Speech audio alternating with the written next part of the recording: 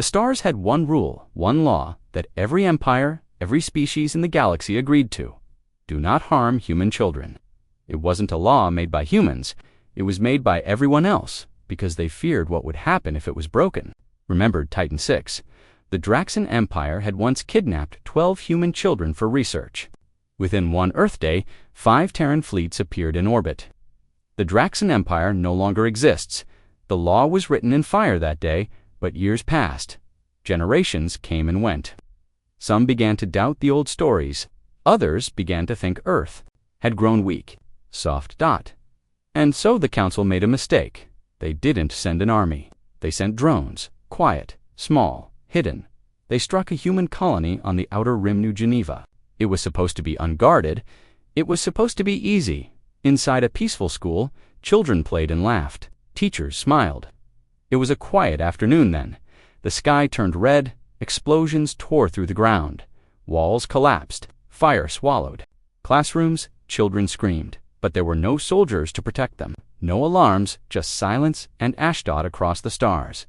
On a mining station in neutral space, an old alien engineer named Zurak sat frozen at his console. He watched the footage. With shaking hands. They did it, he whispered. They really broke the rule. A younger alien beside him leaned in. The Council approved this. Zurak's voice cracked. They think Earth is blind, that humans won't know. He stood, grabbing a small transmitter from his bag. I have to warn them. The younger alien's eyes widened. But that's death. You send that signal, and the Council will hunt you. Zurak turned slowly. His voice was calm. If I don't send it, Earth will come anyway, and they'll burn everything. He tapped the console and spoke into the mic to Earth Command. This is Zurak, citizen of the Jarellan Union. I bring you truth. The Council has broken the rule. Children have died. I'm sending you proof now. Forgive us, ... or destroy us. But no, this was not all of us. He sent the message. Then he ran far away. Buried deep under the moon's surface, a massive machine stirred. Cold, steel warmed, lights blinked red. A voice echoed in the darkness. Protocol 7. Breach of galactic law detected. Human miners terminated. Defense priority updated. Full-scale retaliation authorized. Earth woke up, not slowly, not gently, but like a volcano, from Mars to Europa. Across orbital stations and deep space outposts, Terran war AI fleets came online. Human generals read the reports in silence. No debates, no politics. Only one question remained. Who gave the order? The response came in a secure Council transmission. No official attack was authorized. It was a rogue cell. Please stand down while we investigate. General Reyes stared at the message. Her jaw was tight, her eyes cold. She turned to the command AI beside her. Are the Black Suns ready? The AI answered, fully armed, standing. By Reyes gave the order. Send them. In the Council chambers, panic spread fast. Ambassador Velcor slammed his hand on the table. We told you not to authorize the strike. We didn't. Another counselor shouted. It was covert. We thought Earth wouldn't find out. You thought wrong, said a calm voice from the corner. Everyone turned. It was Larenthi, an old council historian. She rarely spoke. She looked at them with tired eyes. You forgot why we made that law. You forgot what Earth really is. A young diplomat scoffed. They wouldn't dare start a war over one colony. Larenthi didn't blink. It's not about the colony. It's about the children. In the cold dark of space, a rift opened. From it, a single Terran warship emerged, black as night, silent as death. The Hammer of Dawn, it hovered above a council. Patrol fleet near the edge of Sector 9, Captain Jural of the Council fleet, hailed the ship. This is a peaceful patrol. You have no jurisdiction here. The Terran warship didn't reply. Then it opened fire. In less than 3 minutes, the entire patrol fleet was reduced to drifting metal and frozen bodies. No warning, no negotiation, just justice. The Hammer of Dawn sent out a signal. Humanity does not forgive. You were warned. Prepare for consequences. The message repeated on every frequency. Panic erupted across the Council worlds. Some demanded surrender. Others called it propaganda. But deep down, they all knew Earth had found out. And now, Earth was coming. Back on Earth, people wept for the lost children. But they didn't scream for peace. They screamed for justice. Families who had never touched a gun volunteered to help. Engineers worked around the clock building more ships. Retired soldiers signed up again. AI war minds reactivated their deep strike protocols. The Terran High Command gave its final message to the galaxy. This is not revenge. This is correction. As Earth's fleets moved forward, something terrifying became clear. They weren't taking territory. They weren't claiming planets. They were destroying the systems that had made the attack possible. First to fall was Roltoran, the Council's Black Ops planet. It was turned into glass from orbit. Next was Vault Sigma, where the strike drones were built, obliterated world after world burned. Yet the humans never spoke again. They didn't negotiate. They didn't explain. The message had already been sent. They had broken the one rule of the stars, and now humanity's fury was unleashed. The stars were quiet. Too quiet, ships stopped moving. Space stations shut down their long-range scans. Every alien race, even the powerful ones, felt it, a pressure in the air. That human children had died, that the Terran fleets were no longer sleeping. And then it began. Under the surface of Mars, a vault opened. Buried in the red rock for centuries, ancient machines stirred. Dust fell, metal groaned inside vault. 9. The lights flickered. Massive engines began to glow blue. AI cores, once locked behind firewalls, activated. A single word blinked in red on every screen. War. General Reyes stood inside the command center of Earth's orbital station, Fort Zenith. Her eyes were sharp, her face unreadable. She watched a hologram of the Milky Way. Red marks spread across it like blood drops. Black suns are deployed, said Commander Malik. Fleet 1 already wiped out a council patrol. No survivors. Reyes nodded, and the message, it's spreading fast. 79 systems have picked it up. A voice spoke from behind her. What if they still don't listen? It was Admiral Torres, head of the AI war integration. Reyes turned slowly. Then we remind them. She walked toward the center console. We are not here to conquer. We are not here to colonize. We are here to finish what they started. Far from Earth, the Galactic Council was falling apart. In a grand chamber filled with glass walls and glowing stars, chaos ruled. Terran war fleets are moving through neutral space. They destroyed Roltoran without warning. They're not talking to anyone, they're just striking. Ambassador Velcor slammed his fists on the table. This is madness. We must negotiate. Negotiate what? Said a deep voice. All heads turned. Standing at the far end was a tall figure, cloaked in black and gray armor. He was human, Captain.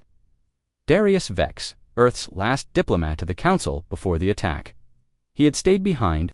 To watch, Velcor shouted. What do your people want, Captain? What does Earth demand? Vex looked at him calmly. We warned you for 100 years. Never touch our children. Then you should have punished those responsible before we arrived. One of the younger council members whispered, What will they do next? Vex's eyes narrowed. You think this is the next step? He paused. Double quote. No. That was the next step. Now you've reached the last one. He turned, walking away as the council chamber erupted in screams. In deep space, the Terran war fleet, Alpha 1, known as the Black Suns, moved in formation. Sleek black ships, designed for stealth and speed, flew without lights. No messages, no warnings. Only purposed at the front of the fleet was the Revenant. A ship so old and powerful, some thought it was a myth. Inside its command bridge, an AI spoke to its crew. All targets confirmed, initiating path of judgment. A human officer looked out the viewing screen. They saw a bright blue world, Balasilari Prime, one of the Council's secret command hubs. The AI spoke again. Solari Prime supplied the strike drones. Evidence confirmed. Judgment. Level 5 response. The officer gave the command. Fire. A second later, the sky split. Blue light rained from the Revenant's orbit. Solari Prime's surface erupted in flames. An entire continent vanished. Within minutes, the world lost all power, all communication. It was silent. Aboard a civilian ship in nearby space, an alien boy clutched his mother's arm. Mom, are the humans coming here too? She hugged him tightly. I don't know, the boy whispered, but we didn't hurt anyone. The mother didn't answer. She looked out the window and saw fire. Back on Earth, a signal played across every screen. On every planet that could receive it, it was Zurich the alien engineer who had sent the warning. He stood in a quiet room, eyes full of sorrow. I speak not for the council, he said. I speak for those who were silent. I speak for those who wanted peace. We failed to stop them. We failed to protect your children. But please, don't destroy the rest of us. He lowered his head. We were wrong. General Reyes watched the message from Fort Zenith. Her hand curled into a fist. They're afraid now, said Commander Malik. They should be, she replied. A pause. Then she added softly, but we won't destroy them all, just the ones who let this happen. In a hidden base on the edge of the galaxy, council scientists gathered. This is getting out of control, one shouted. Another replied, we need the failsafe Project Thorn, the one designed to stop Terran AI. A silence fell over the room. One of them, a pale alien with nervous eyes, whispered, you want to use it? We built it for this exact situation, but it's never been tested. The lead scientist cut him off. Earth isn't going to stop. We have to stop them. A few seconds later, a black cube was activated deep inside it. Something old, something forbidden. Awoke back on Earth, the Terran AI detected the spike instantly. Unknown technology activated in council space, the AI announced pattern matches classified energy profile. Threat level, red. Reyes frowned. They just made another mistake. She looked at Torres. Send the Titans. He blinked. The Titans. They haven't been deployed in over 2 centuries, I know. He hesitated, then nodded. And so, from the frozen plains of Pluto, massive ships began to rise. Not sleek like the Black Suns. These were monsters, each one the size of a moon. Each one built for only one purpose, total annihilation. On the planet Virel, a council colony known for its wealth and arrogance, people watched the skies. They had mocked the idea of human power. They had laughed at the law protecting children. Now, they cried. A young girl stared up at the night sky and whispered to her father, will they come here too? He looked at her, guilt in his eyes. I don't think they'll come, but he was wrong, because above their world, the sky cracked. Open again, and from that tear in space came Earth's fury. Again and again and again. The stars didn't blink anymore. They watched in silence in the outer systems. Stations stopped responding. No one knew where the Terran warships were coming from. Number 1 knew where they would strike next. They didn't send warnings. They didn't ask questions. They only left fire behind. The alien world of Veltrax was peaceful. It was far from the council core, surrounded by gas clouds and mining rings. Its people were traders, not fighters. The war hadn't touched them yet. But today, the sky screamed at first. It looked like a shadow had passed over the sun. Then, the orbiting defense station sent an alarm. Unidentified vessel detected. Massive energy readings, no council transponder. Veltrax Prime's governor, a tall, scaled alien named Jiril, rushed to the control tower. What is it? He asked. The technician, the younger alien's voice, shook. I don't know. It's just sitting there, not moving. No reply to hails. Show me. A massive screen flickered to life. Floating above Veltrax was a single ship, long, dark, silent. The technician whispered, that's a Terran ship, isn't it? Jor-El's face grew pale. Yes. Another voice broke in, overcomes Planetary Defense Command to Governor. Should we prepare weapons? Jiril didn't answer right away. Then he spoke slowly. No, don't provoke it. If we fire, we die. He turned to the technician. Send a message. We had no part in this. The message was sent. There was no answer. Instead, the Terran ship slowly descended into the upper atmosphere as it passed through the clouds. It cast a shadow over the capital. People looked up. Some screamed. Some fell to their knees. Others simply stared. A deep sound echoed through the air.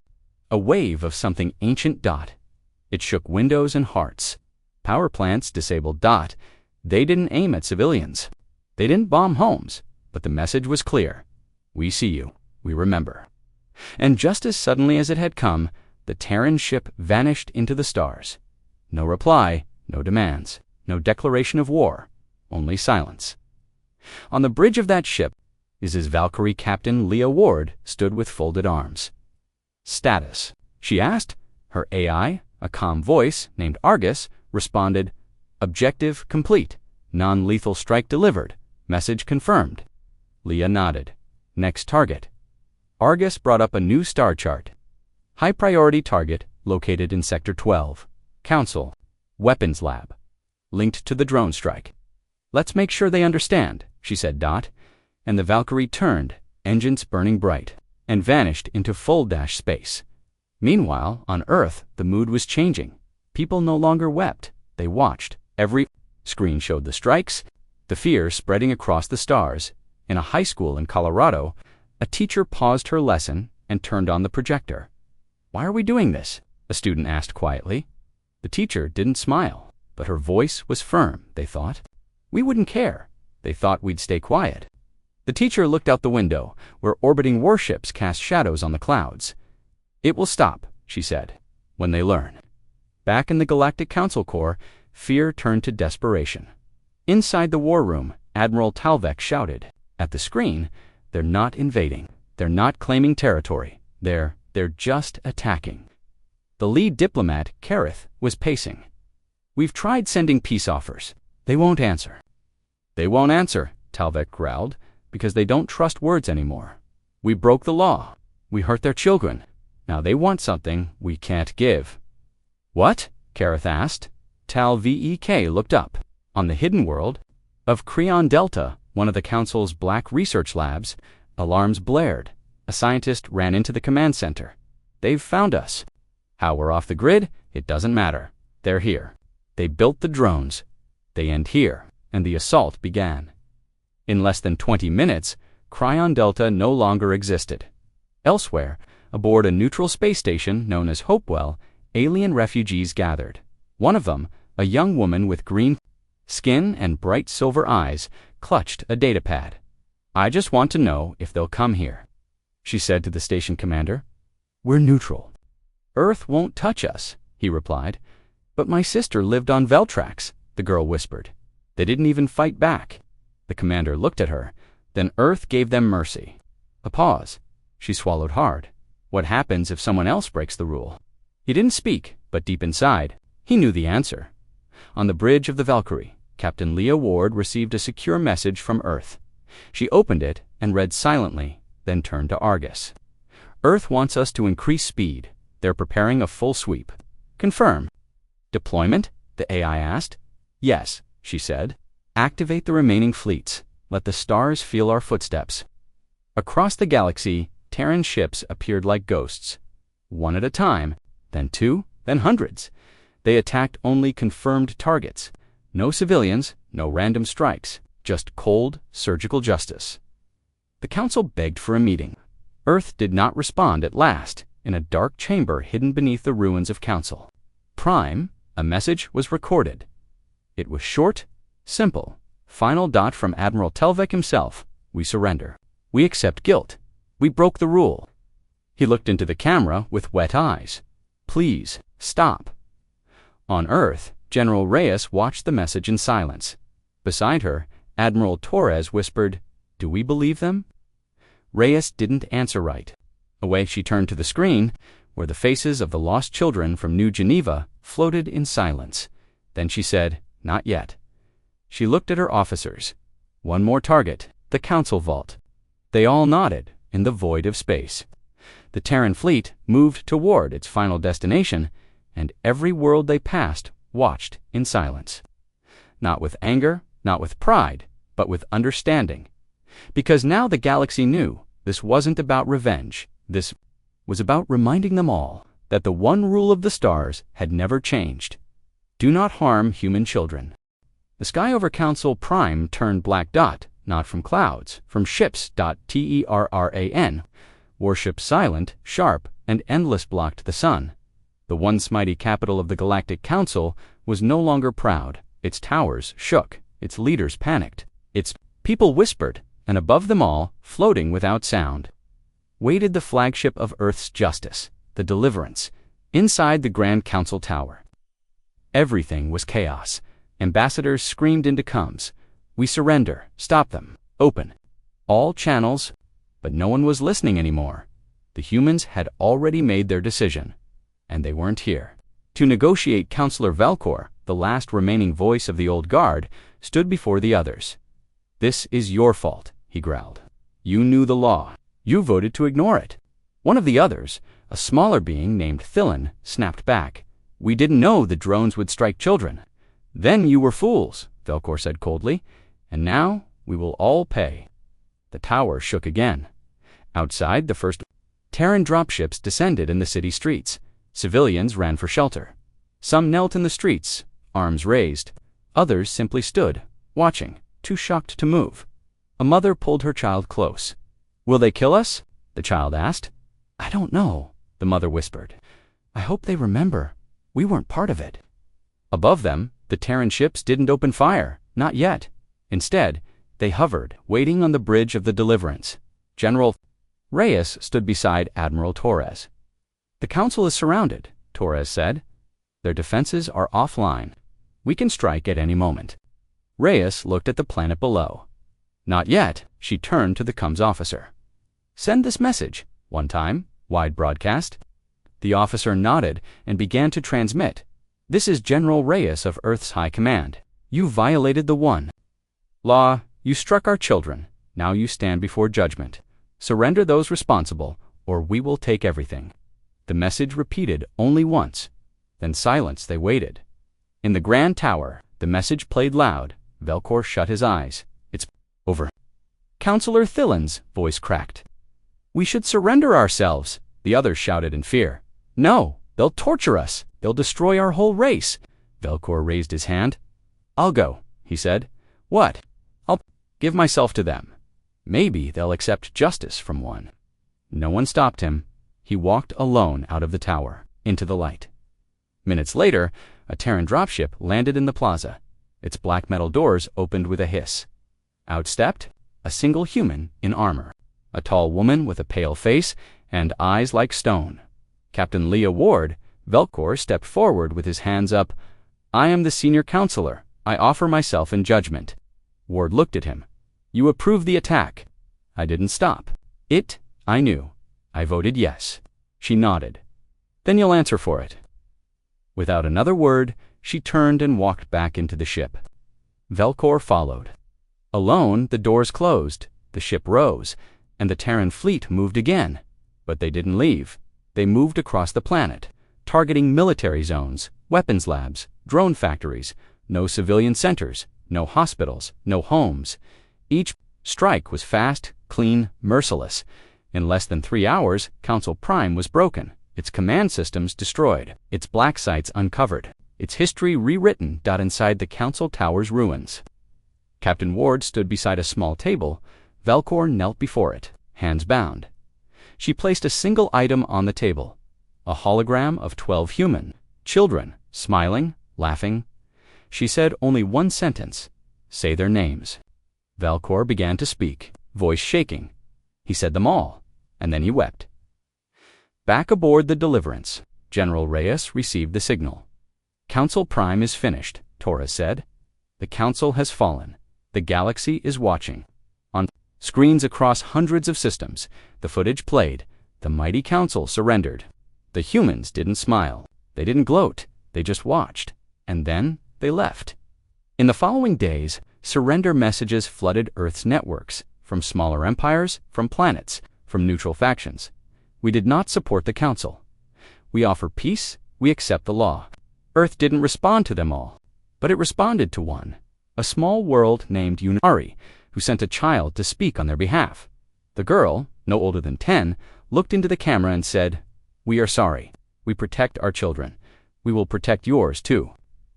That message was sent to every human screen, and it was the first time in weeks that someone saw General Reyes smile.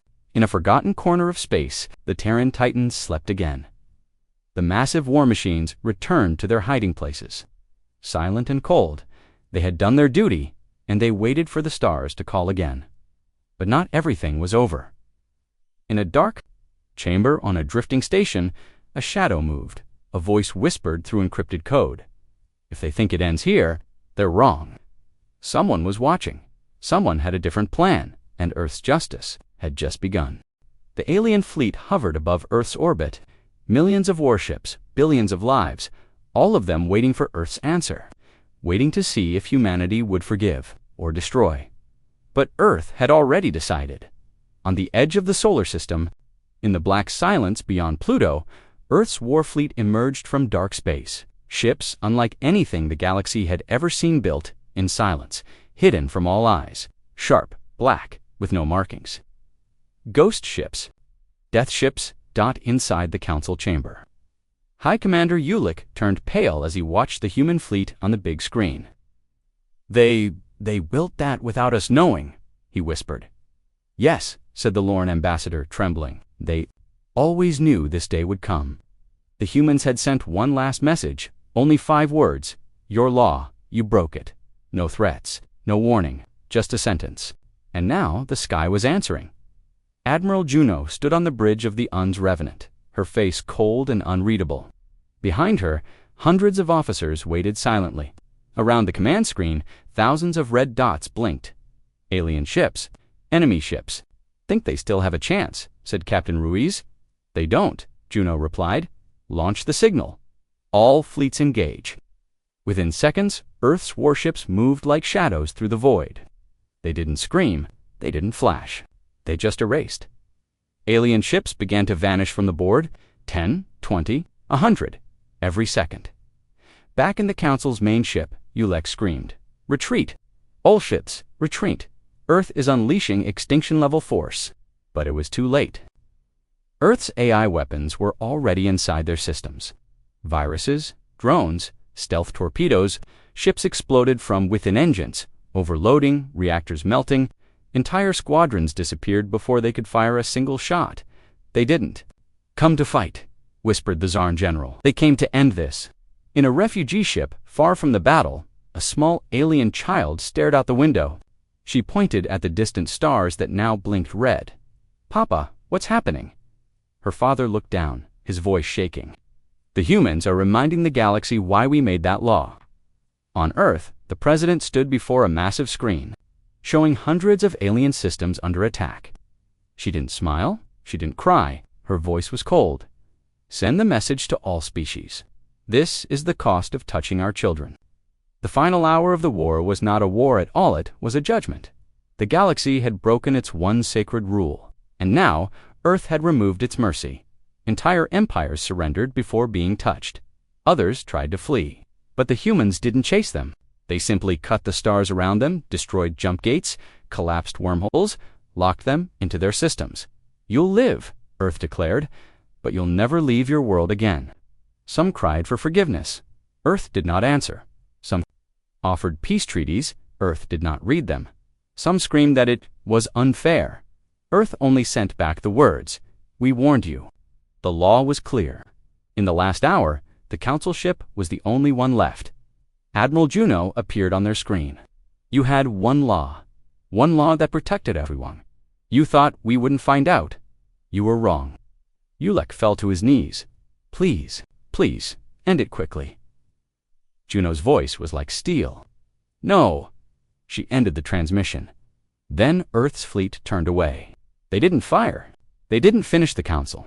They left them alive, alone, broken. And the stars whispered a new law to every species, every child, every leader. Never harm human children. Never forget what happens when Earth remembers. The war was over, but the galaxy would never forget. Not in 1,000 years. Not ever.